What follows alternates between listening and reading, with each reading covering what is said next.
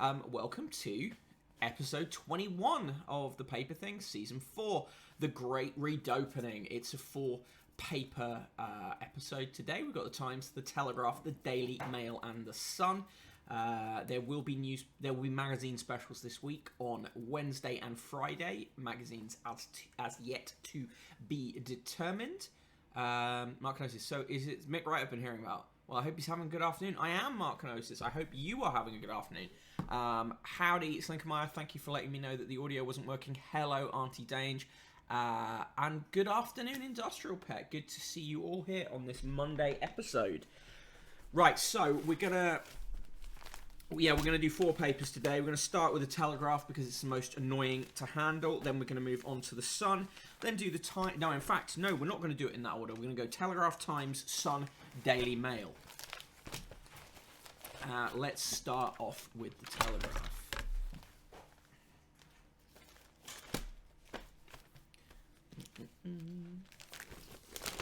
Okay.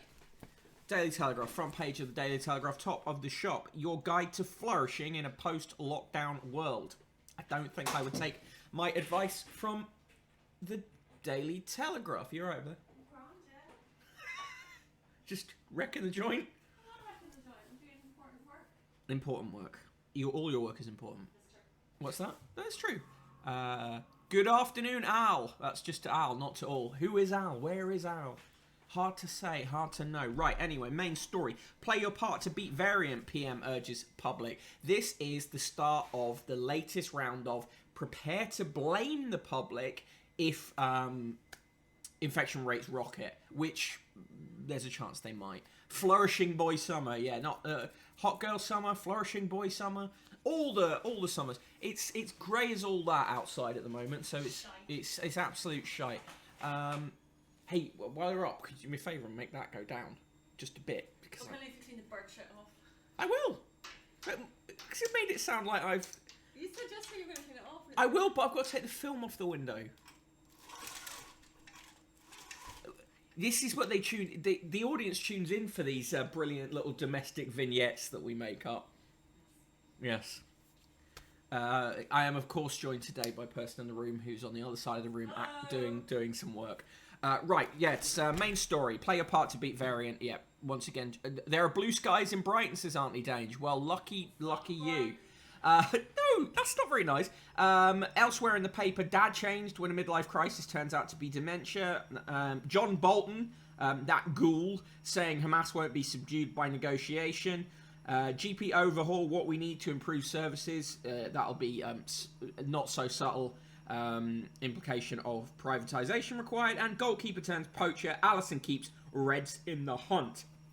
Other stories on the front page. Rape victims may give evidence before trial to avoid facing court. This is the Home Office and the Justice Department basically briefing the Telegraph heavily on the contents of a review which is due in the next week or so into how rape cases are dealt with.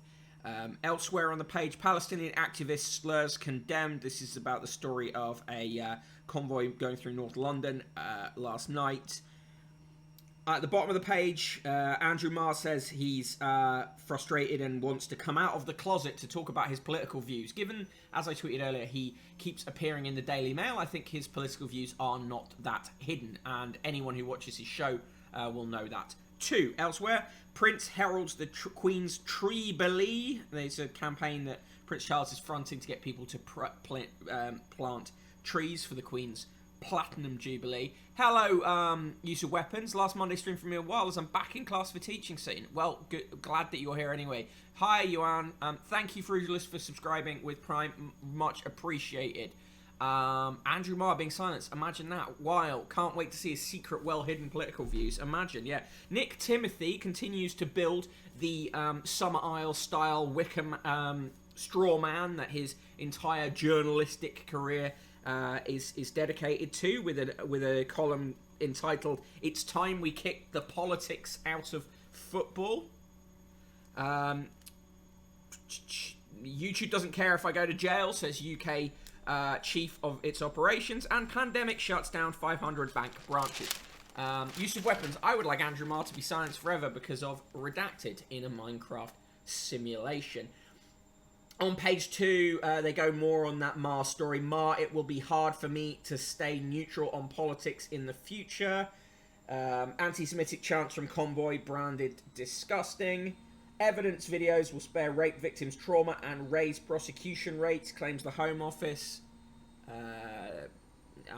I'm doubtful that the Home Office will actually do things that really make a difference on that.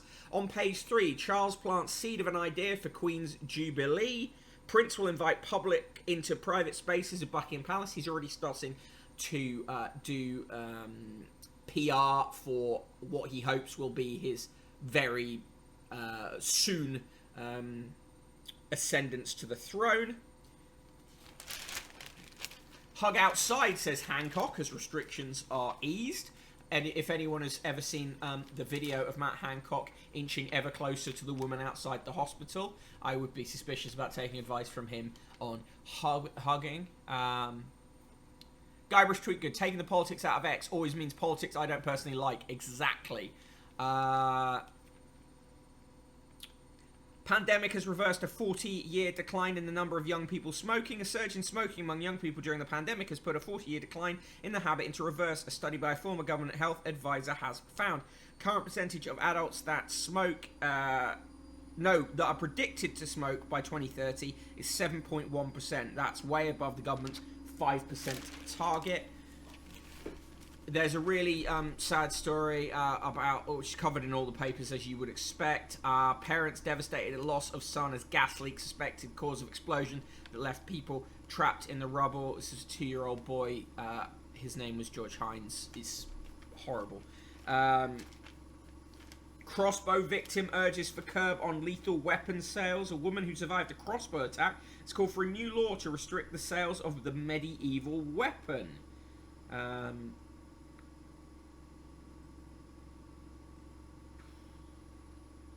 This was an attack by their neighbour, and her partner died. Slinkermeyer, I've repeatedly tried to quit during the pandemic. It's just not happening. It was a much more stressful time, isn't it? Crossbows were already outlawed by papal bulls as use of weapons. The average price of a house is up to $350,000. North-south gap narrows with record high valuations emerging in all regions of Britain except London.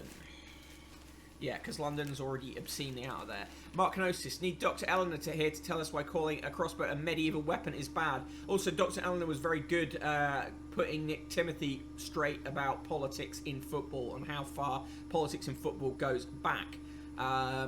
Crossbows were banned by Pope Innocent II in 1139. Mark Kenosis, all are pretty sure crossbow victim is the name of a congressman from Arkansas. Nice. Page 9, sensors in supermarket trolleys could alert public of risk of suffering stroke. Trial of a heart monitoring system to pick up early signs of condition that hits 30,000 people a year. Basically, they would put sensors in the handles of shopping trolleys. Okay. Truly embarrassing picture of Keir Starmer playing seven-a-side football there. Labour big hitters pose leadership threat as Starmer fights to stay on ball. Burnham and Cooper refuse to rule out future challenge for party's top job after election reverse. James cleverly to tell his personal history in BBC radio series about legacy of slavery. Jesus Christ. UK plastic dumped and burned in Turkey. It's illegal to export plastic waste unless it's recycled or incinerated in plants, and yet violations continue. Irving Welsh said he quite likes it when people shoplift his books because he gets the money anyway. Croquet face off Hammer's home message. Neen is pronounced River Neen. Nen is pronounced Nen. Centuries-old battle over how to pronounce a river name was decided by a game of croquet yesterday. The river Nen, or Neen, originates in Northamptonshire and runs for 100 miles through Cambridgeshire and Norfolk before flowing into the Wash. However, for generations, there's been controversy over its name. Locals in Northampton say Nen, while 40 miles away in Peterborough they say Neen. Wars have been fought over less than this. When a long-awaited local croquet derby was planned, the two sides decided to up stakes by making it a decider on the correct pronunciation of Jesus Christ. Use your weapons. The pics of Keith playing football, spewing up, and then going to the pub are surprisingly humanising. Mark Kenosis, wow, what a quaint and quintessentially British story. I hope they're all killed. Jesus Christ, Mark. Liz Cheney vows to halt Trump's return to Oval Office. Stop targeting civilians, UK warns military in Myanmar. Perhaps they could offer the same warning to the Saudis in Yemen. Of course they won't. Saudis are a very good customer of ours. Weapons cache found in cellar of judge suspected of mafia links in Bologna. German priest offers same-sex blessings in a small church in Berlin's Charlottenburg neighborhood. Father Jan Kordich yesterday defied the leading teachings of the official teachings of the Vatican and offered a blessing to same-sex couples. Yeah, good on him. Austria's Kurz expected to beat perjury case. Sebastian Kurz, the Austrian Chancellor, expects to be charged but cleared in an investigation into whether he gave false testimony to a parliamentary commission, he said yesterday, ruling out resigning if indicted. John Bolton, a ghoul walking the earth, says Hamas won't be subdued by negotiation. Israel and the West can only defeat the terrorist outfit by facing up to it as a military force. John Bolton loves a war. Absolutely gets tumescent at the thought of war. Jane Schilling says the Proustian solution to the problem of email sign-offs. Oh, I couldn't care less. Nick Timothy says football is no longer a place for politics. It's high time we kicked it out. And as predicted, it's all about political opinions he doesn't like. Tim Stanley, a man who was once laughed at by builders for wearing a bow tie,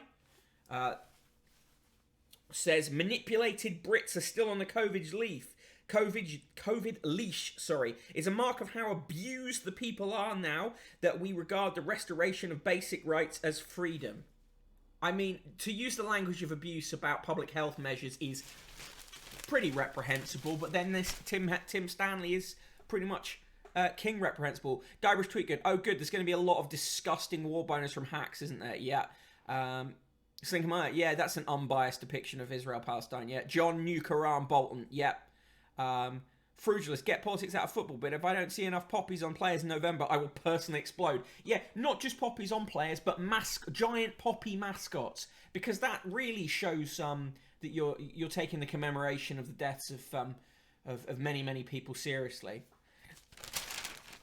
In health and arts, the psychologist's guide to flourishing in a post-lockdown world. They say savor small pleasures, find meaning, make social connections count, congratulate yourself, and manage your expectations. These sound like things you should be doing generally anyway. Is this the end of the hour-long workout? I don't know. When a midlife crisis turns out to be dementia, that's a very sad story. Yeah, politics was in football because of the Palestinian flag some players held up. Yeah, that's basically it. On page 23, menopausal women are sold snake oil in a pink bow, says Jen Gunther. She isn't taking any prisoners, Gwyneth Paltrow included, on her mission to bust midlife myths. She's interesting. Roll up your guide to eye yoga, the trend to anti-age your vision. Oh, please fuck off. Photographer James Barner's lens has captured everything from Ghana to swinging London. At 91, he's back in the spotlight. There's some really interesting pictures there. I mean, these are some...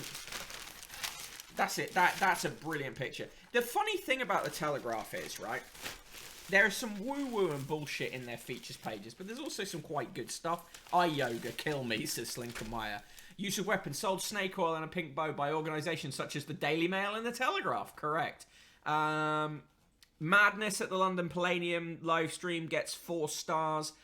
New exhibition of Eileen Agar's art, Angel of Anarchy, at the Whitechapel Gallery gets 4 stars. And they're trying to sell you these super 100s trousers, available in grey, sand, silver, and navy.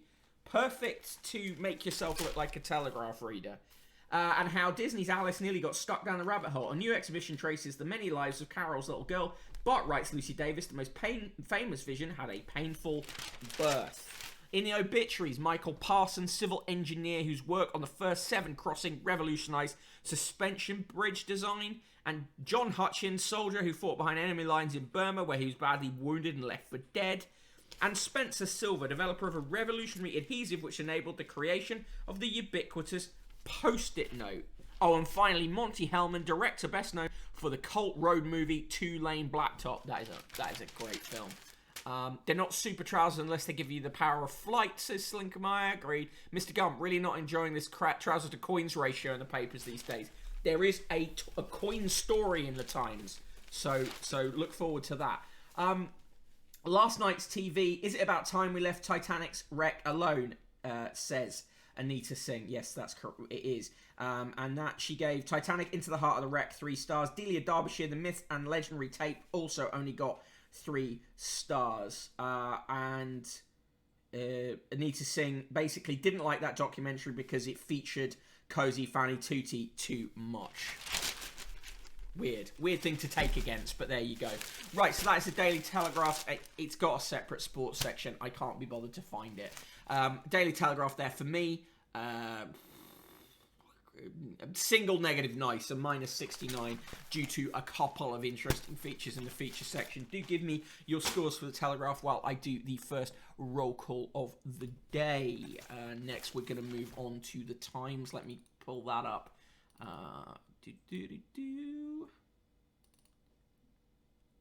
Okay, there's the Times. I am the Broken Bottle Boy, aka Mick Wright. You can follow me on Twitter at Broken Bottle Boy and on TikTok at Useless Conquest. In the mod squad today is the ever excellent Guybrush Tweetgood. In the chat or watching in the audience today, Antonio Jastrazab, Aridtrax, Aiton, Auntie Dange, hello, Carbot14XYZ, Silent but Dangerous, Frugilus, I can't control it, Industrial Pet, Frugilus, thank you for resubscribing, by the way, much appreciated. Industrial Pet, Letty Baskers, the excellent Letty Baskers, Mark Kenosis, a stalwart of the chat, always excellent, Mercutio UK, good to see you, Mr. Gump, Miss 69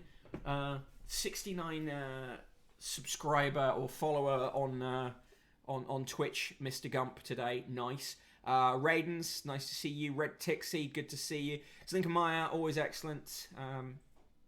Been putting up some phenomenal work on Instagram recently. If you don't follow her there, you should.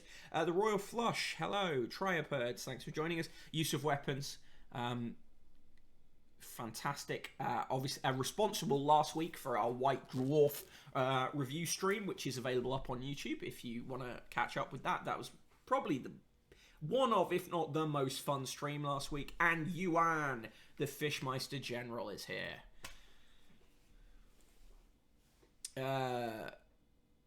Slenkermeyer gives the Telegraph a minus 69, only averagely heinous. Frugilus Inward seemed like a whole load of nothing, so minus all the zeros. Mark Kenosis, was that Cozy Fanny Tutti or Cozy Fanny Tutti? Because they're very different. Cozy Fanny Tutti from Throbbing Gristle et al. You're welcome, Slinky. Your work is phenomenal. Right, the Times. Front page of the Times, top of the shop. I've forgiven Dad. Julian Lennon looks back. Can magic mushrooms cure depression? The answer is yes, basically, sometimes. The main story, holiday plans thrown into chaos. Elsewhere on the page, jabs offered to teenagers at Indian variant hotspot. That is in Bolton. Bottom of the page, Gaza, father's anguish. A father whose children were among 8 killed during an Israeli airstrike on Gaza is told how he has only their memory and the scent of them left. Sussex is under fire. Palace insiders have suggested Duke and Duchess of Sussex should stop using their titles if they are disillusioned with their royal background. It has been claimed. Oh, fuck off. Average home price up to $330,000. Just mad. Medicine in schools. Pupils who come from poorer backgrounds are being offered practical training at school to become doctors in an effort to diversify the medical profession. I bet it ends up being more tricky than that. Jobs bounce back is the claim. Recruitment has returned to pre-pandemic levels with hiring intentions at an 8-year high. Hiring intentions is not a great measure. All sectors are experiencing an improvement in pay prospects. Again, I'm suspicious of that. Goalkeeper scores. Alisson Becker, the Liverpool goalkeeper, made history by heading in a dramatic winner against West Brom in the 95th minute at the Hawthorns. Inside, page 2, jail boss is told to stop calling prisoners residents or clients. This is some fuckery from the prisons minister who told civil servants, prison staff, governors and probation officers that they should stick to using the word prisoner. Shortage of electric vans will halt drive to go green is the claim reported by Graham Patton, the transport correspondent who says a study published today shows that motor manufacturers are failing to build enough zero-emission vans because of a lack of stringent government regulations. It pointed to the latest Department of Transport figures, which showed that less than 2% of new vans sold in the UK last year were pure electric models, compared with 6.5% of new cars. On page 3, they cover the stupid River Neen thing. Coin story. Lifetime collection of Anglo-Saxon coins sells for £856,000.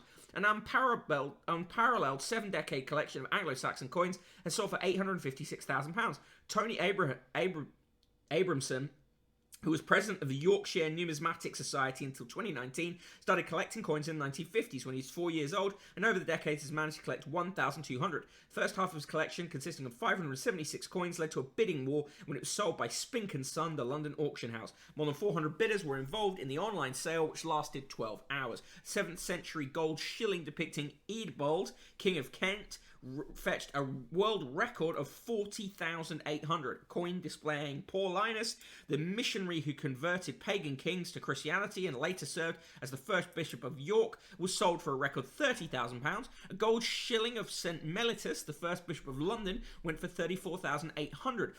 Overall, the collection was worth more than 714,000, more than double the 330,000 pre-sale estimate. With extra fees included, the final price was 856,000. Gregory Edmond, an auctioneer and numismatist at Spink & Son, said, Tony's collection is truly unparalleled, not just as private collector, but also against any museum collection in existence. His work has been pioneering in shining a light on the Dark Ages. It shows the shift from pagan to Christian belief evolved in the early British mindset as the imagery evolved on the coinage, the language evolved from runic to Latin, and the concept of kingship came into being. The depth and coverage of the coins enables a picture to be told of virtually every county in England and how fledgling economies developed in the aftermath of the Roman Empire. It's the most important collection of early Anglo-Saxon coins ever to come to market. A modest pre-sale estimate was easily eclipsed with a thrilling final hammer price. Tony was delighted with the result. The sale of the rest of the collection is due to take place in the autumn.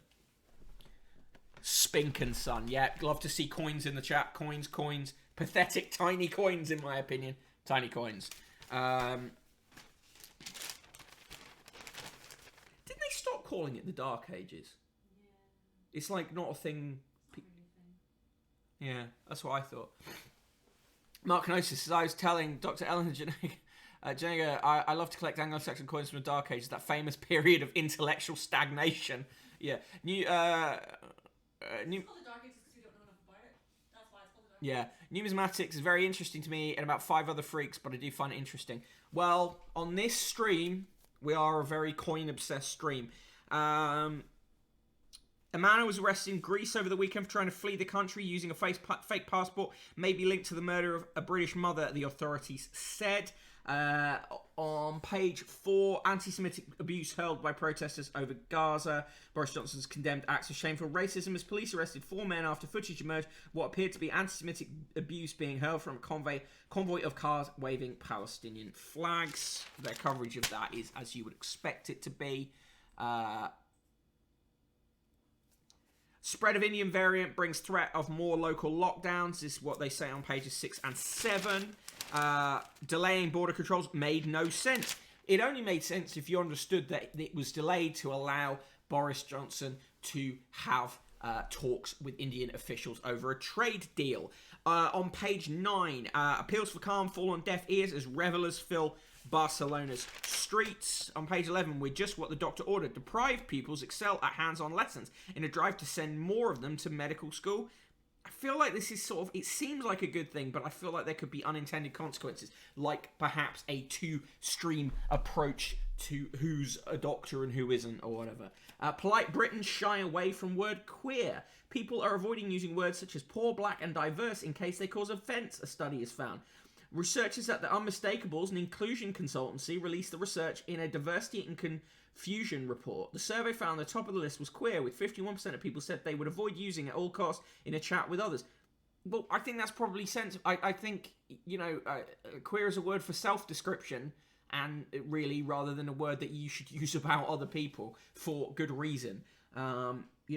A total of 40% of people said they would be nervous about saying black for fear of offending. Studies said that so some of the words might seem outdated, people should not be afraid to use them. A poll of 1,500 people found that other words people avoided were mixed race, gay, lesbian, ethnic. Well, ethnic is it's a weird one. Poor, Asian, and transgender. A spokesman for the consultancy said Britons were in a state of diversity confusion. Brits are more confident talking about death, with 38% saying they are okay discussing it, than race and ethnicity. Well, I'm not quite sure what this survey is trying to achieve. Yeah, people are avoiding slurs. Whatever will we do? I know. Think about it. I'm pretty sure there's been more coverage of that, that anti-Semitic incident, and 100,000 people protested in London London on Saturday, or the person who drove a fucking car into protesters in Nottingham. I think there has been, yeah. Mark notices, no one is avoiding black, gay, lesbian, Asian, poor, mixed race, or transgender. Think about it. Yeah, queer is a slur reclaimed by the LGBT plus community. Exactly. Cambridge tweet good. The fluid nature of language. Yeah.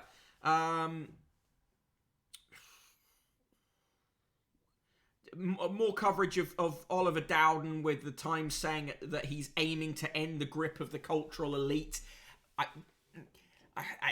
Language like that is the kind of language that makes me start feeling worried about wearing glasses, is all I'm going to say. Frugulous, I have altered the dictionary. Pray I do not alter it further. Marcus Rashford has a new book coming out, co-written with the excellent journalist Carl Anker. It's called You Are a Champion, How to Be the Best You Can Be. And they're going to give one copy to a disinvited child for every one sold, which is great. Unambiguously good story. And that's hidden down page on page 13. Page 15, a Tory MP is at risk of suspension for improper conduct. Do we think if it wasn't a Tory MP that it would be all the way on page 15? I think perhaps not. Yes, use of weapons. The Times does simply want to say the word. A Conservative MP could be suspended from the Commons over allegations of improper behaviour towards two parliamentary workers, junior parliamentary workers. Rob Roberts, 41, the MP for Delyn, North Wales, is alleged to have messaged a 21-year-old female intern asking her to fool around with him. Alleged, I mean the messages have been seen. He is alleged to have asked out a male Commons employee on several occasions and made repeated inappropriate comments, which led the man to change jobs. Catherine Stone, the Parliamentary Commissioner for Standards, is understood to have concluded they should be suspended from Parliament. Roberts is appealing the decision. Conservative Party previously said, while Mr Roberts has apologised for his behaviour and has been undertaking safeguarding and social media protection training, we are now clear such conduct is completely unacceptable. It took that long, did it? Tom Cruise has signed the shirts of a non-league football club where he filmed scenes for the next Mission Impossible film to help it raise money after losses during lockdown. It's a nice bit of free PR for Tom Cruise there. Page 17, divorce lawyer known as Jaws sinks teeth into taxman over £500,000 bill. He's one of the most feared divorce lawyers in Britain, who revels in the nickname Jaws and has won multi-million-pound settlements for celebrities including Sadie Frost and Irina Abramovich. Now, Raymond Tooth, 81, has triumphed in court again, this time against HM Revenue and Customs, over a £500,000 tax bill. Tooth has successfully argued he should not have to pay tax due for taking part in the Roman Gate tax avoidance scheme, which was used by 500 people, including comedian Jimmy Carr, because the revenue has taken too long to investigate his affairs. So he's kind of done a reverse Al Capone there. Facebook vigilantes warned by police. Police have warned homeowners in the market town not to be vigilantes after they created a security group on Facebook to take to the streets after a series of vehicle break-ins and scumbag activity. Eastland Security Watch has been set up by residents of an estate in New Milton, which borders the New Forest National Park in Hampshire. Its creator, Jim Hiscock, said online the intention is to make an active and physical presence on the street where there is a rumour of van break-ins and burglary. I figure that the next time there is a rumour of scumbag activity, we could take to the streets to show an active physical deterrent to the thieving lowlives. There is only one road in and out, so it shouldn't be too hard to keep an eye out. Fucking hell. He'll be making his own outfit next. Absolutely militant next door. Next door group, basically. Yeah, it's the provisional wing of next door.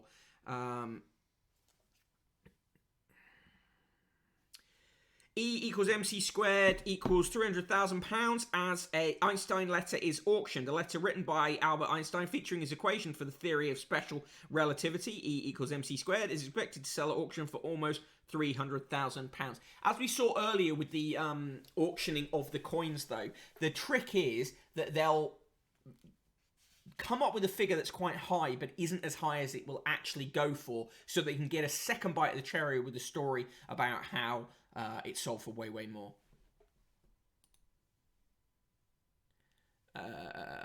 Was behind a van the other day that had a proud sponsors of Dark Justice decal. Dark Justice, yeah, of course, are the vigilante pedo hunters. Guybrush Threepgood going to set up the antique Lewis gun on the road. First nice picture of animals in the paper today. Canada geese goslings race down a wooded pathway in the West Sussex countryside. Hatchlings have a distinctive yellow down and leave the nest when they are only 1 to 2 days old and can walk, swim, feed, and even dive. Good bunch of lads there. Use of weapons, extremely Northern Irish voice. The continuity next door will continue to struggle against people leaving their bins. Nice. I would ask person in the room to read that, but she's deep in work. So, honklets, yes. Sweet little honklets. And on page 21, phone scammers caught on their own webcams. Internet scammers are having tables turned on them by vigilantes who hack their computers and record them in action. One cyber vigilante, Anzar Hamid, runs a YouTube channel that compiles videos from various examples of the practice, which is known as scam baiting. This is nothing new about that. That's when the Times does things and you think, well, how have you just discovered this? Thrifty Duke had his first wife painted out a family prayer book. Dressed in a fur-trimmed scarlet robe with her hands clasped, the image of a duchess in a religious devotional book appears to be a Duke's tribute to the love of his wife. Curators of the Fitzwilliam Museum in Cambridge have suggested, however, that visitors should not read too much romance into the gesture. An investigation has determined that Francis I, Duke of Brittany, arranged for the Duchess' portrait to be painted over one of her predecessor. Jesus Christ. In the comments section, Trevor Phillips says Labour can't read the writing on the wall. The party is blind to its failings and continues to think modern Britain must adjust to it rather than the other way round. And of course, goes on to say that J.K. Rowling and Tony Blair have been dubbed heretics. Fucking hell. It's more religion of the woke shit, which is again complete. Just the same shit. We've read that same column millions of times. James Kirkup says Patel has the Liberals licked on immigration. Until her opponents address voters' concerns, the Home Secretary will keep winning the bait. Calling Patel a nasty thug will, if anything, only boost her support. Brilliant. We just live in a... Great. She is a horrendous person. These people, Jesus Christ. Libby Purvis writes some shit about how everyone's morally superior now. Again, triumph of the woke shit. In the birthdays, Jeremy Vine is 56. General Sir Richard Barrons, commander of the Joint Forces Command until 2016, is 62. Ivor Bolton, the chief conductor of the Salzburg Mozarteum Orchestra 2004 to 2016, is 63. Sir Roderick Braithwaite, the UK ambassador to the USSR/Russia 1988 to 1992, is 89. Andrea Corr, one of the Corrs, is 47. Prof. Sir Paul Curran is 66. Enya is 60. Anthony Ayton, the figurative painter, is 98. Lucy Fraser, QC, Conservative MP for South East Cambridgeshire and the Solicitor General, is 49. Alexander Frolov, Chief Executive of the mining group Evraz, is 57. Simon Fuller, former manager of the Spice Girls and creator of a massive media empire, is 61. So Simon Hughes, MP, deputy leader of the Liberal Democrats until 2014, is 70. Alan Johnson, Labour MP for Kingston upon Hull West and Hessel until 2017, former Home Secretary and Masked Singer star, is 71. Justin King, Vice Chairman of Terra Firma Capital until May 5th, 2021. And Chief Executive of Jay Sainsbury until 2014, is 60. Joanna Conta, tennis player ranked number 18 in the world, is 30. Sugar Ray Leonard, the boxer, is 65. Queen Maxima of the Netherlands is 50. Baroness Susan Nye, Director of Government Relations, 10 Downing Street until 2010, is 66. Christine Urugu, sorry, I just try and read these fast, it doesn't work well.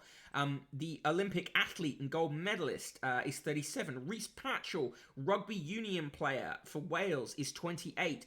Right Reverend Stephen Platten, Bishop of Wakefield, is 74. Tony Roche, the tennis player and coach to world number 1 is 76. Tamara Rojo, the artistic director and lead principal dancer of English National Ballet, is 47. Chris Skidmore, Conservative MP for Kingswood, Gloucestershire, Minister for University Science, Research and Innovation until 2020, is 40. Chloe Smith, the Conservative MP for Norwich North, not our MP, thank God, and Minister of State for the Cabinet Office, is 39. Paul Walker, Chairman of equipment rental company Ashtead Group, Hammer Technology Group, Chief Executive of Sage Group until 2010, is 64. And Peter Westgarth, the Chief Executive, Duke of Edinburgh Award until 2019, is 68. On this day in 1916, the Summertime Act was passed, with clocks advanced in the UK for 1 hour from May 21st until October 1st. And the last word today goes to Edward Abbey, the American writer, from the book Desert Solitaire. Where there is no joy, there can be no courage, and without courage, all other virtues are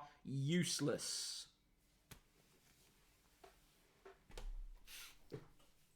Happy birthday to British summertime, I guess, says Frugulus. Mark Kenosis, I would simply skid less. Guybrush Tweetgood, I still wake up in a cold sweat over seeing Alan Johnson in that fucking singing show. Yeah. No happy birthday to Alan Johnson. Have a good one, Mr. Gump. Thanks for being here. In the world news, I'm left with only the memory of my children. This is Mohammed El Hadidi, father of a boy called Omar, 5 months. He was dragged from the wreckage of his uncle's home. 9 cousins. 2 mothers were also among the dead. That's only one of his children to have survived that raid. It's horrendous. Pioneering black judge, 81, shackled by police. A retired black judge was wrongly handcuffed by 5 Vancouver police officers during his morning walk, prompting an apology from the mayor in Ottawa. Selwyn Romilly, 81, the first black judge appointed to the British Columbia Supreme Court in 1995, was strolling in Stanley Park when 5 white police officers approached. They loomed over Romilly, who was 5'8", said he matched the appearance of an assault suspect aged 40 to 50 who had been kicking, punching and spitting at people. Before I could say anything, they told me to put my hands behind my back and shackle me, Romilly told the Canadian Broadcasting Corporation. I have no gun, I don't have anything in my hand or on my person. And here you have, at 9:45 a.m, near to the third beach, where you have lots of people, a black guy shackled in handcuffs, and people passing by. I found that most embarrassing. You would think we're past that stage in Canada. The officers released Romilly when he told them he was a retired judge. Another man was taken to jail after officers found him in the same area.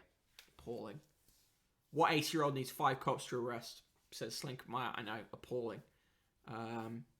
Kruger Rangers face lie test to catch poachers. Lie detector tests are being introduced for staff at Kruger National Park amid fears that international poaching gangs have infiltrated the ranger force in South Africa's renowned reserve.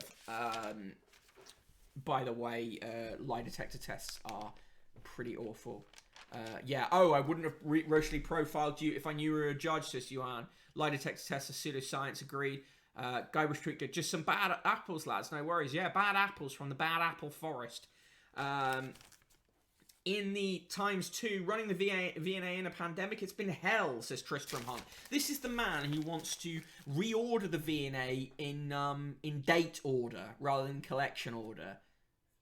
Continually failing upwards. Arrested model says tycoon demanded sex at gunpoint. This is in Cambodia. It was presented to police as a straightforward case of assault. A rich Cambodian businessman attacked with a knife and robbed of his phone. But the case of Heng Seer, a wealthy glass magnate, and Mian Pish Rita, a model and television presenter, has developed into a bitter drama that has divided Cambodian society. Last Tuesday, Pish Rita was arrested after a complaint by Seer that she had stabbed him. By the end of the week, she was free after accusing him of attempted rape at gunpoint amid a surge of support, expressing outrage at her plight and that of Cambodian women generally. The case went viral after supporters of Pish Rita, known by the nickname Yubi, posted a recording of her weeping to her mother about her arrest. I'm disgusted myself, she says in the video. When I closed my eyes, I see him touching me. He had a gun. I was very scared. He wanted to hurt me. 2 days later, Seer, 60, released a statement apologising to his wife and family and revealing that he had had an affair with Pish Rita, a former competitor in the Miss Grand Cambodia competition. I'd say claiming he had an affair. He said that she had tried to blackmail him, and when he declined, she injured him with a knife. She claims that during an exchange in a car, he pressured her into coming to have sex with him and threatened her with a gun when she refused. After the uproar, lawyers who also represent Hun Sen, Cambodia's autocratic prime minister, began an investigation. A tiger that scared residents in Houston, Texas after it was seen wandering around a neighborhood has been found by police. In a tweet, an officer is shown petting India, a young domesticated male. Police are trying to establish where the tiger came from and whether anyone should face charges. India is expected to be rehomed in an animal sanctuary. The headline they put on that, tiger escape ended by long arm of the paw. PAW. User weapons hate that I keep employing people from the do not employ pile of CVs. So hard recruiting for the police. Incredible, yeah, isn't it? A good picture here of a snow leopard in Mongolia. They've been doing a census to see how many snow leopards there are in the country.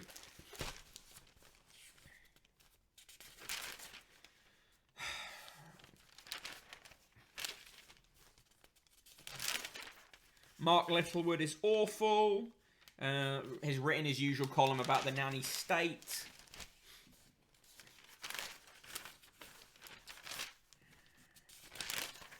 In the obituaries, Patricia Brown, Bletchley Park coal breaker who helped to crack the Floridora Code, fled Egypt during the Suez Crisis and tried pot in her 80s. I love that. I love that. That is good. Although if you're in your 80s, why not just try heroin? Go the whole hog. Also in the obits, Elijah Mashinsky, opera director known for staging Britain on a Shoestring and a plush Othello for Placido Domingo, but feared doing 87 Aidas. Jason Matthews, secretive CIA officer who in retirement drew from his experience in the field to write the award-winning novel Red Sparrow. Yes, you would think it's probably a professional necessity to be secretive if you are a secret agent. On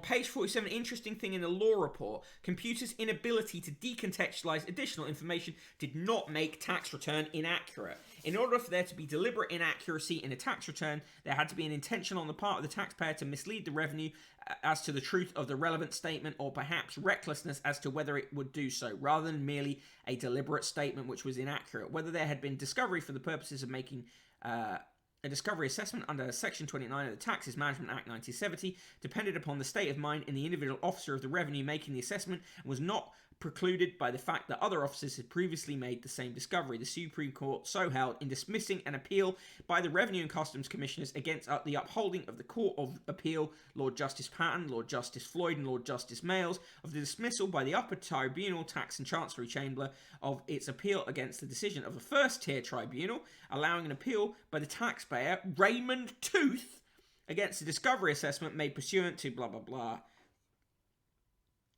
Yeah, anyway, look, if you want to know more about that, look that up. It's interesting. Use of weapons. Heroin is good for 80-year-olds. Clip's going to come back to haunt you, mate. No, I don't think so. I think, like, if you live past, say, 80, all drugs should be legal.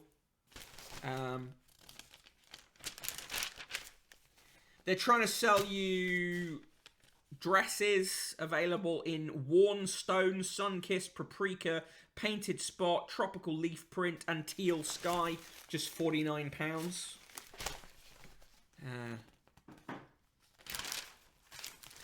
Trying to advertise to tell you to listen to Times Radio. Frugalist palliative care is mostly just give them all the morphine they want. Yeah, that is true, actually. In the sport, Dad promoted shows in Widnes sports halls. I wanted Wembley. Eddie Hearn tells Ron Lewis that days of being dismissed as the rich kid in search of a hobby are long gone as he seeks to dominate boxing at a global level. They profiled Dr. Bob Rotella, a psychologist who has helped Rory McIlroy back to winning form.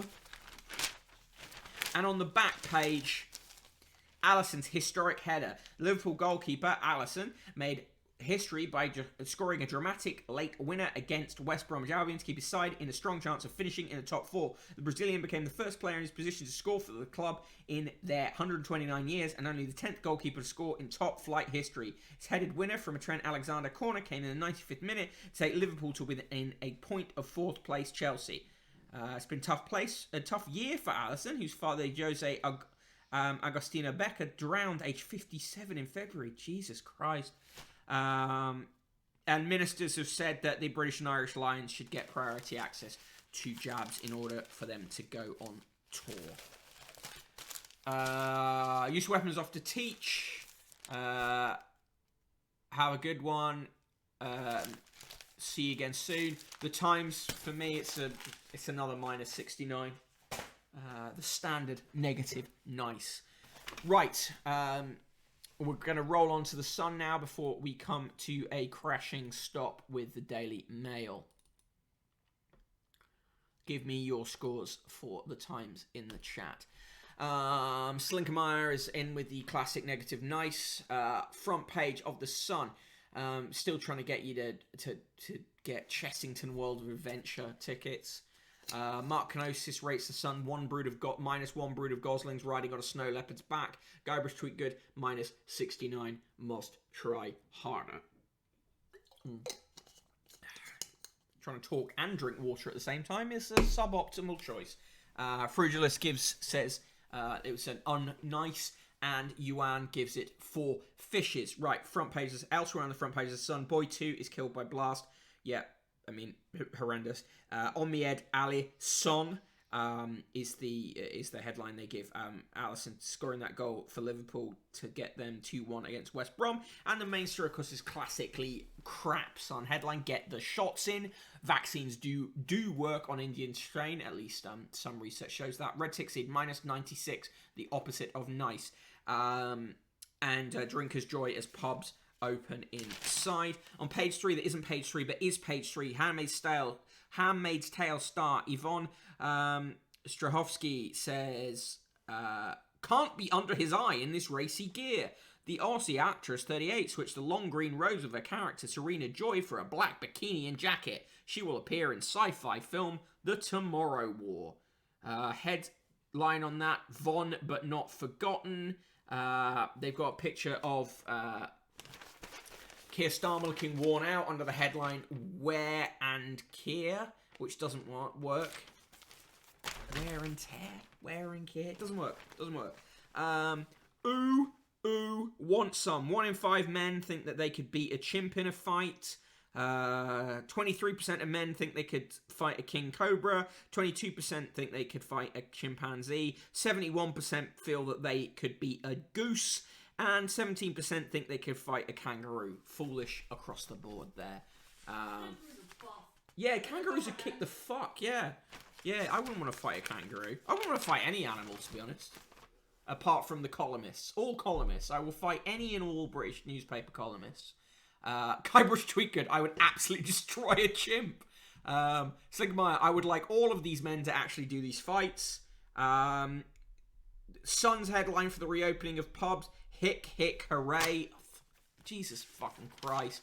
Yuan, I would simply cower and cry if I had to fight a kangaroo. On page 7, Madonna wore some glasses. On page 6, Israel airstrikes on Gaza leave 42 dead. They are obsessed with the fact that the Community Secretary Robert Jenrick is trying to stop gender-neutral loos. They put the headline, No Lav Lost. Drive for unisex toilets is flushed down the pan. The Conservatives are absolutely obsessed with toilets. Yeah, Slinkermeyer, a chimp ripped a woman's face off. There's a 911 call of it. Yep. Chimps are very strong. They are super strong. You don't want to fuck with a chimp. Red Tixie, Tomorrow War sounds shit. Sorry, it does a bit, doesn't it? There's double page coverage of the gas explosion that ended up taking the life of a 2-year-old boy. Just so sad. There's a beautiful picture of him eating his ice cream. He just looks like such a sweet little man. This horrible. On page, Trevor Kavanagh is awful. We're not even going to bother with that.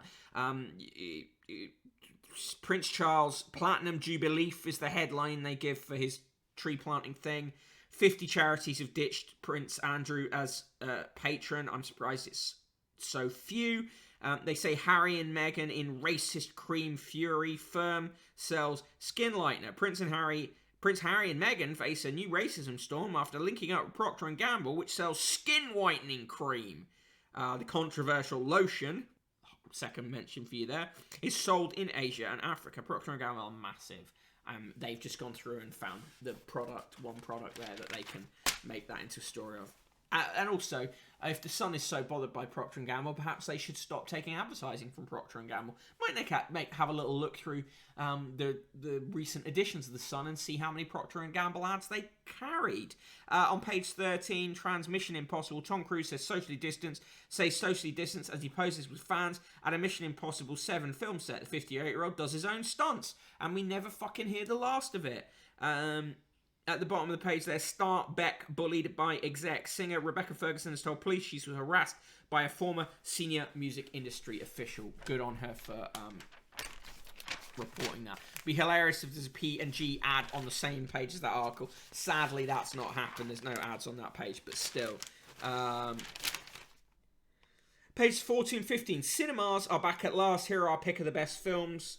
They talk about Top Gun, Adam's in the sequels that are happening. Top Gun, Addams Family 2, Ghostbusters Afterlife, Superheroes, Black Widow, Suicide Squad 2, The Eternals, Spider-Man No Way Home, family films, Cruella, Paw Patrol movie, Peter Rabbit 2, Ron's Gone Wrong, Downton Abbey 2. How is Downton Abbey 2 a family film?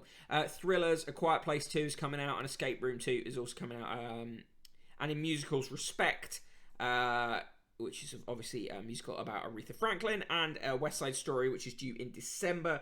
Action adventure films, there's another Fast and Furious film. Fast and Furious 9 is due June 2nd. No Time to Die is out October 8th. And Jungle Cruise, July 30th, as they attempt to turn another theme park ride into a film franchise. And finally, Gucci, which features Adam Driver and Lady Gaga, as I like to say it, Lady Gaga, in some fantastic outfits. Guybrush Threepwood, my sudden belief in the Sun's conviction has nothing to do with the concussion from the ass kicking a chimp just gave me. On page 17, a massive chicken that turned out to be a cockerel. A family is turfing out a chicken after it turned into a cockerel and started waking the neighbours. Buffy, the 1-year-old Buff Orpington, had an incredibly rare spontaneous sex reversal. It means she's gone from the best egg layer in her flock of 6 to a randy rooster who's making a racket in the mornings. Poultry expert Dr. Jackie Jacobs suggested further tests to see if Buffy was able to both lay and fertilise an egg, but she said it would be unlikely as the bird would not have the organs to deliver sperm. Dr. Jacobs said, "I'd be very surprised, but stranger things have happened." And the headline on it is actually a pretty decent tabloid headline. Chicks had a segs change. In the bizarre column, Kylie meets Ollie and gets starstruck. Quite a good Guinness ad, to be honest. Good things come to those who've waited. Slinkermeyer says, "Fuck yeah, trans bird." Page 27, Convoy of Hate is how the Sun covers the anti-Semitic shouts from those cars. As Slinger said earlier, massively massively more covered than the otherwise peaceful protests. Page 25, Chell on Seashore. Michelle Keegan rocks Blackpool in a fashion shoot at the seaside resort. Not worthy of a story. Room with a choo-choo carriage found in house. A builder demolishing a bungalow found a train carriage inside. Andy Teal uncovered the wooden structure, possibly 137 years old, being used as the living room. Even the conductor's seat was intact, although a fireplace had been added. In the goals, front page of their goals supplement, Clough links Brendan out to emulate Brian's Euro heroics. Leicester 1, Chelsea 0. Jumped out of my plane on fire and suffered 63% burns. I've had more plastic surgery than a film star, but I'm alive, says SAS pilot, whose name is Jamie Hull. His 2-seater aircraft was on fire, but he had to keep flying. It's pretty horrendous. Frugalist, my GCS in biology never said that could happen. What the fuck? Must be woke propaganda. Yeah, nobody tell TERFs about the chicken bird. the trans chicken. They may fear that the trans chicken is trying to get into their toilets. Tonight's picks in the review on the TV: The Pact, BBC One, 9 p.m. Thriller with Laura Fraser and Julie Hesmonhay as pals whose playful bid for revenge on their boss backfires horrifically. Innocent, also on at 9 p.m. on ITV. It's a 4-parter starring Catherine Kelly as a teacher cleared of killing her pupil. So who did do it? Also at 9 p.m, why do they do this? Recommend multiple shows on at the same time. Catching Paedophiles, Crime and Punishment, Channel 4, 9 p.m. Well-crafted factual series returns with a harrowing look at the officers of Hampshire's internet child abuse team. No, thank you. And The Nevers, Sky Atlantic, 10 p.m. Big budget drama set in Victorian England in which women gain superpowers with Laura Donnelly, Anne Skelly and Nick Frost. In Fab Daily, time to end barbaric menopause scandal. Thousands of women flooded social media with messages this week to say they felt liberated by a TV show where once they'd felt ignored and dismissed, they felt empowered by Davina McCall's hard-hitting documentary last Wednesday. In Dear Deirdre, I can't trust my cheat husband. Stepsister making life hell over my late dad. When is the best time to try HRT? And in Deirdre's photo casebook, Mark feels neglected. Come on, Liz, it's time for bed. Can't that wait? He says to Liz, who's trying to do her work. She says, not really, Mark. I've got to prepare for a meeting tomorrow. You go up to bed. Liz's career is really taking off. It's almost embarrassing that I'm only a plumber, she says. And then it cuts to an attractive blonde woman in the shower, but covering her boobs in the classic tabloid way of just putting her arm across them like that. Great, no hot water again. There's always something going wrong around here. What possibly could happen here? What might Mark do involving the blonde woman whose plumbing isn't working? Who misses. Coin. Oh my god. This is the moon coin. The world's first moon dome coin. Yours for $9.95. The first moon dome coin features the portrait of Her Majesty Queen Elizabeth II on one side and a moon dome on the other. Moon dome. The dome. I mean, I am tempted by the dome coin, I've got to say. I'm looking at a person in the room. She's. You're not getting the fucking dome coin.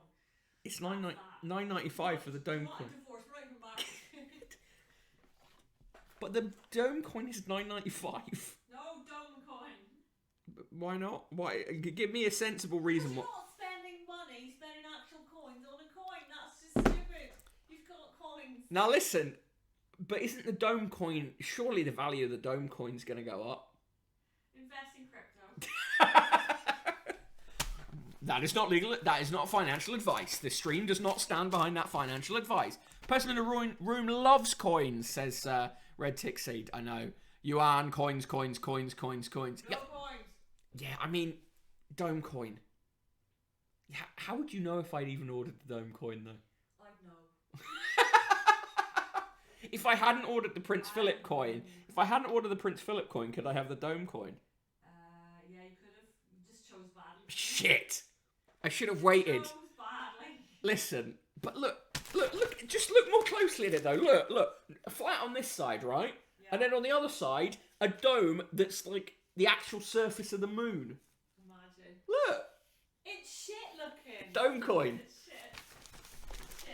No dome coin. No, don't. Well, we'll see about that. Guybrush Threepgood, I'm a financial expert, and I can say with 100% certainty that all of these coins appreciate in value immediately.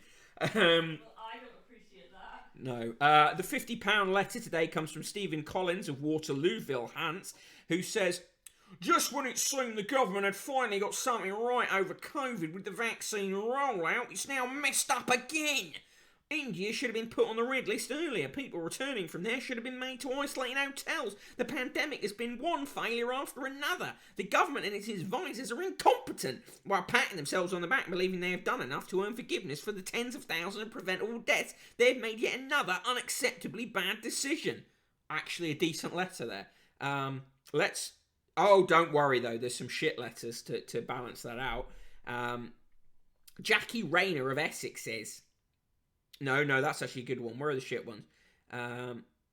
Oh, here we go. Mike Courtney says, Douglas Murray was spot on in The Sun when he said the SNP had lied that the Scottish vote had nothing to do with independence.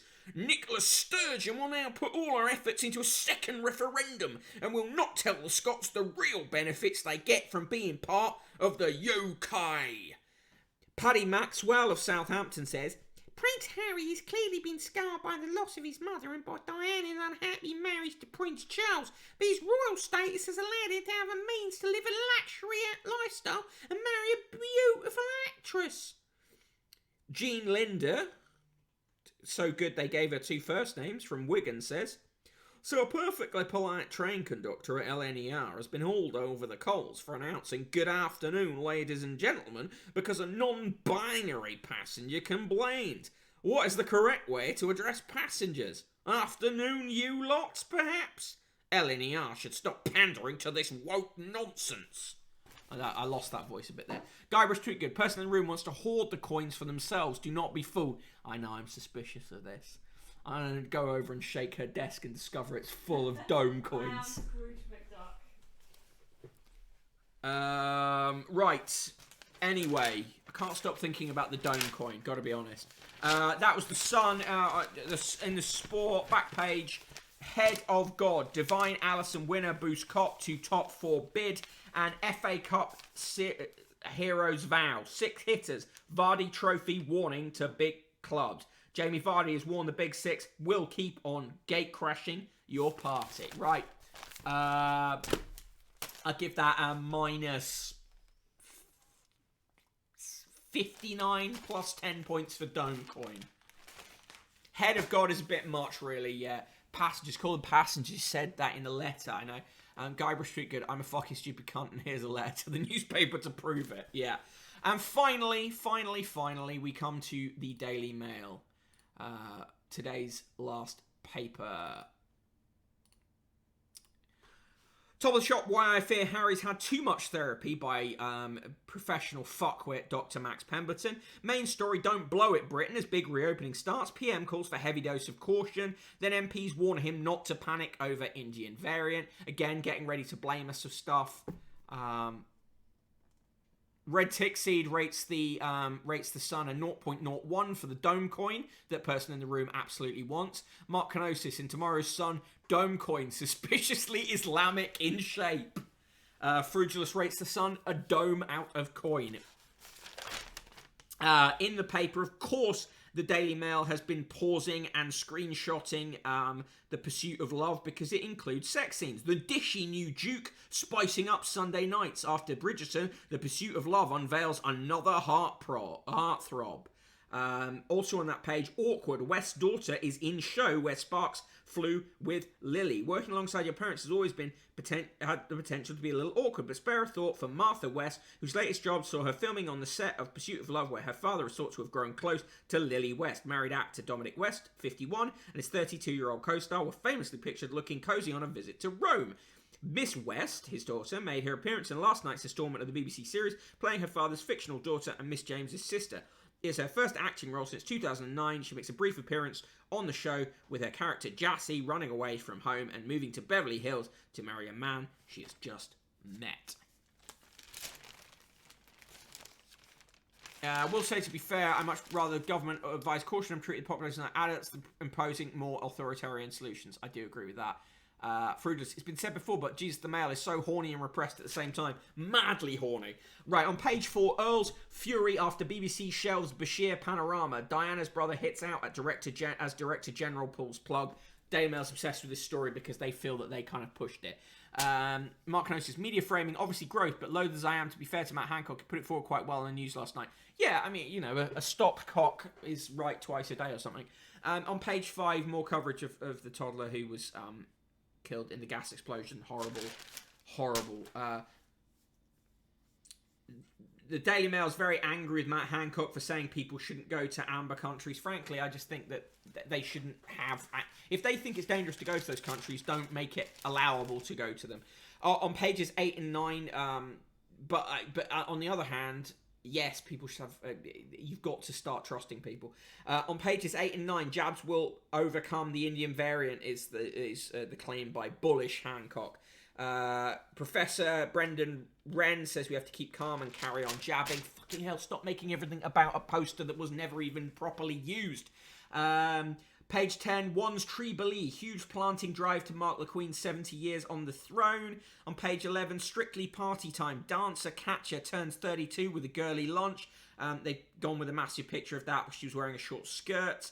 Now for a little common sense, ladies and gents, is how the Daily Mail covers the loos thing. Separate loos compulsory for new buildings. Why are you so obsessed with news? Sure, you're fit for office, Keir. Labour leader puffs on pitch as party takes beating in the polls. They just managed to take a picture of him at the end of the 7-a-side match. I'd love to see a picture of Boris Johnson at the end of such a match, which he would not manage to play. Yeah, the Queen's green canopy. Don't like that. Mark Kanosis, basically, if you like a caramel waffle, have a caramel waffle. Just don't cough in each other's mouths and open a window for a bit, yeah. Suspect in Athens killing of British mum held at border. We've covered that previously.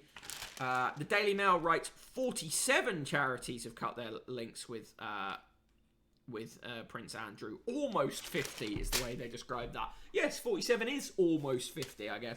Page 14 and 15, new dementia care disgrace. Of course, they're framing that as another one of their campaigns. Dominic Lawson is awful. His column, I'm going to go through it in more detail at another point, but with exquisite irony, the religious right and the left are united in a war on biology. It's more turfy stuff. Page 17, are you posh enough to crave a Fray Bentos pork pie? Oh, fucking hell. They're doing that list of things that make you posh or otherwise. Andrew Pearce is awful.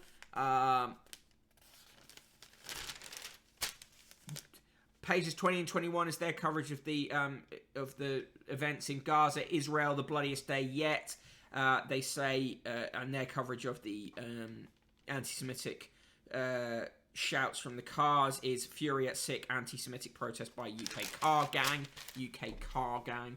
On page 22 and 23, Daisy Goodwin writes about her mother, Jocasta Innes, who she says is the real-life bolter. My mother's pursuit of love wrecked my innocence, so why do I now wonder if I am any better at parenting than she was? On this day, May 17th, 2021, in that column today, from the Daily Mail archive, May 17th, 1991, the Queen received a 2-minute standing ovation before she addressed a joint session of the US Congress yesterday, marking a new milestone in relations. She referred to Congress and Parliament as the twin pillars of our civilizations. May 17th, 2001, Labour's High Command finally felt the full force of public anger yesterday. The wheels came off Tony Blair's election bandwagon as he and his top men were confronted by ordinary voters. The day began well with the launch of the party manifesto, but it ended with Deputy Prime Minister John Prescott brawling with a protester in real North Wales. Well, to be fair to John Prescott, that man assaulted him and he punched him back. Happy birthday to Andrea Cora, who's 47, and to Jeremy Vine, who's 56. Also born on this day, Dennis Hopper, who died in 2010 and was born in 1936. And Maureen O'Sullivan died 1998, born 1911. On May 17th in 1899, Queen Victoria laid the foundation stone for the Victoria and Albert Museum. And in 2000, on this day, Royal Marine Commandos Alan Chambers and Charlie Patton became the first Britons to reach the geographical North Pole without outside support. Quote of the day comes from Alfred Lord Tennyson, the English poet. It is better to have loved and lost than never to have loved at all. Could they not have come up with a more exciting quote? Who knows? And joke of the day. What's the best way to avoid crying? Well, cutting an onion. Don't form an emotional bond. That's shit. Page 25. After 45 years as rail workhorse, Intercity 125 is put out to grass. The train on platform 1 is leaving for good. I mean, it's insane that we're still using them. Red Tixie shouted at John Prescott at a family event once. Excellent. Good work. If my name was Jocasta, I would not have had children, to be honest. Can't complain when things go wrong if you do. Fair enough. On page 26 and 27, an absolutely, madly, just dog-whistly racist diatribe from the Daily Mail. Soundtrack to murder. For the first time, a gangland drill track is at number 1, spreading a message of hatred and violent revenge, being echoed in playgrounds across the country. So why is the BBC gleefully promoting it? And they even do this by, linking it to Tim Westwood, who is a ex-Radio 1 DJ.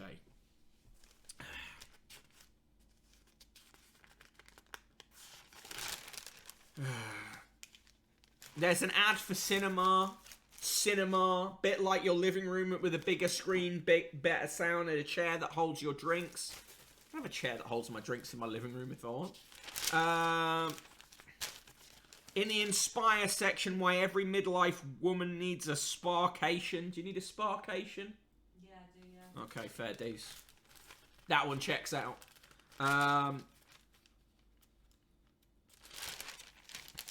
Oh god, there's a picture of Sarah Vine in a dressing gown. I've had to see it, so now you have to see it. She says, a jacuzzi and a butler, heaven. The Bulgaria hotel is one of the places that's so lavish, it's actually rather intimidating. Oh, shut up. Stop pretending you're not rich. Guybrush tweet good. Let's do all this again. Everyone dust off your gangster rap takes. Yeah, exactly. Oh, cool, Mark Gnosis. What's the sort of approach of your essay? Tomorrow's joke of the day. What does your electrician need? A sparkcation. My eyes, they're burning, I know. Page 34 and 39, because it was an insert, I guess.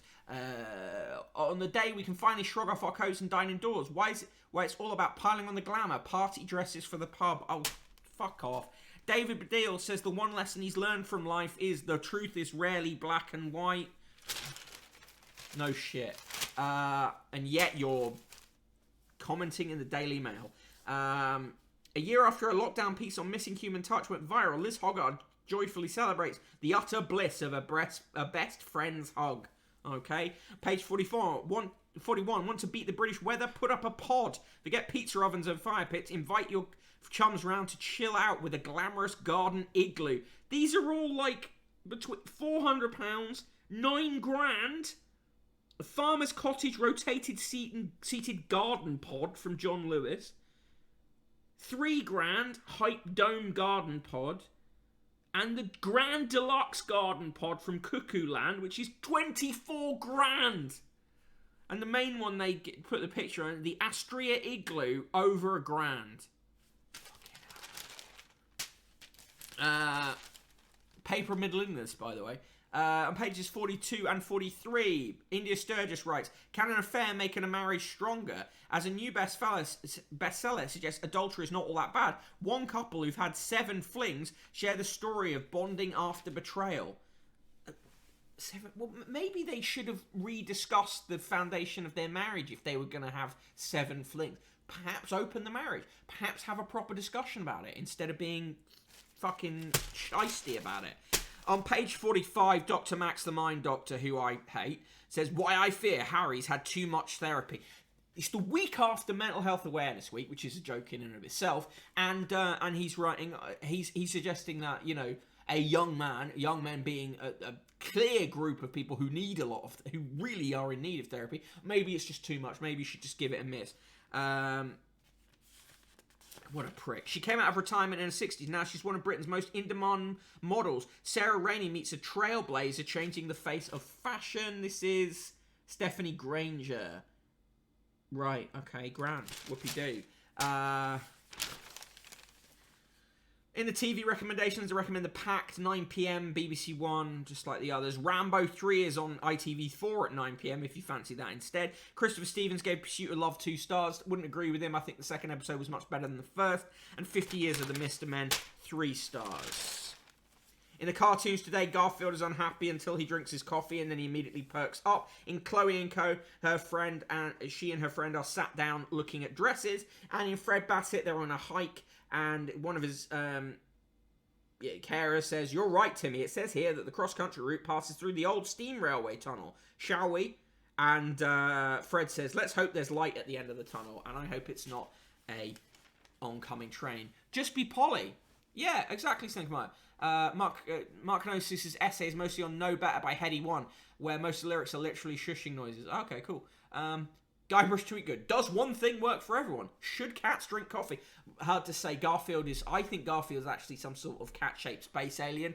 Mark Gnosis, basically how in older gangster rap, it was all boasting about crime, whereas drill is all about not incriminating yourself. Yeah, that's cool. Authentication strategies in UK drill and its precursors. This is interesting shit. I love it. Right, okay, straight to the point letters. Today's straight to the point letters. Graham Cook says, The rugby team Saxons nickname is being changed for fear of causing offence. Why not go the whole hog and drop the word England? Oh, yeah, why not? Why not make it illegal to say you're English these days? Clive Gladstone of Colourcoat says, I've been accused of being a posh snob, but I assure you I'm not. Ask any of my friends, well, any of the decent social standing. Gillian Pinnock says, COVID restrictions are eased today, but who will be doing the most socialising? Young people who haven't yet been vaccinated. R. Widowson of Redcar says, Boris's debt of £535, what piffle? Not even enough for a roll of new wallpaper. Ken Boswell says, will Priti Patel's dog napping task force be dubbed K9? Oh, fuck off. And Brian O'Keefe says, so the next so-and-so who starts the sentence with so help me. Ha ha ha. Today's recipe is coleslaw with tahini yogurt. That's a side dish. Don't like it when they do side dishes. They're trying to sell you hats from the Cotswold collection. Trying to sell you various baths, chairs, all that kind of thing. A knockoff Apple Watch. No coins in the Daily Mail today. Really, Domecoin is the only good ad we've had today. Domecoin. Domecoin. Hey, Ged Station, how you doing? Ryo Quinn, those opinions just made my brain melt a little. Yeah, really. Garfield is a lasagna deity and not subject to usual feline rules. Agreed. And in the sport, Holy Goalie, keeper Allison thanks God for dramatic winner and pays tribute to his late father. Tillmans to cash in after Cup heroics. FA Cup hero Yuri Tillmans will hold contract talks with Leicester. And Jofra agony as he faces an elbow op in the cricket. Right, that's the Daily Mail, minus 69.69, the double negative nice from me. Thank you for joining me today on The Paper Thing, whether you are a regular or it's your first time. This show goes out at 1 p.m. Most, if not every weekday. I am, of course, the Broken Bottle Boy, Mick Wright. You can follow me on Twitter at Broken Bottle Boy and on Twitch at Useless Conquest. In the mod squad today has been the excellent Guybrush Tweetgood. Also in attendance today, Antonio Zab, sorry. Arid Tracks, Aiton, Blankomania, hello, good to see you. Cardbot14XYZ, Commander Root, Dick Pendrin, hey Dick Pendrin. Everybody loves Raymondo, one of my favourite screen names to say. Frugilus, Gut Instinct, I Can't Control It, Industrial Pet, Letty Baskers, Loopy Lou 2020, Mark Kenosis, taking a break from his essay to be one of the stalwarts of the chat. Paulina 93, Posio Mismo, sorry. Hello. Thanks for being here. Raidens, Red Tickseed, Ryo Quinn, Slinkermeyer, the excellent Slinkermeyer, I should say. Also the excellent Red Tickseed. Stormunity, Torms, the Royal Flush, Trioperds, VNK, Virgo Pros, and Yuan, the Fish Meister General. Markinosis, wish it was essay singular. Yeah, well. If you've enjoyed the show, consider subscribing or even merely following. And if you want to help me out, keep the show going, which obviously has a cost because buy newspapers every day for it, go to Conquest of the Useless, the newspaper fund, paypal.me/Conquest of the Useless. Throw some coins in there. And if you want some say in what the next magazine is for the magazine specials, which are Wednesday and Friday this week, then chuck some coins in there with the price of the magazine you want and tell me in the comment what magazine that is. If you need me in the meantime, remember that you can join the Discord. Here is the Discord link. And as ever, get me on Twitter. Hope you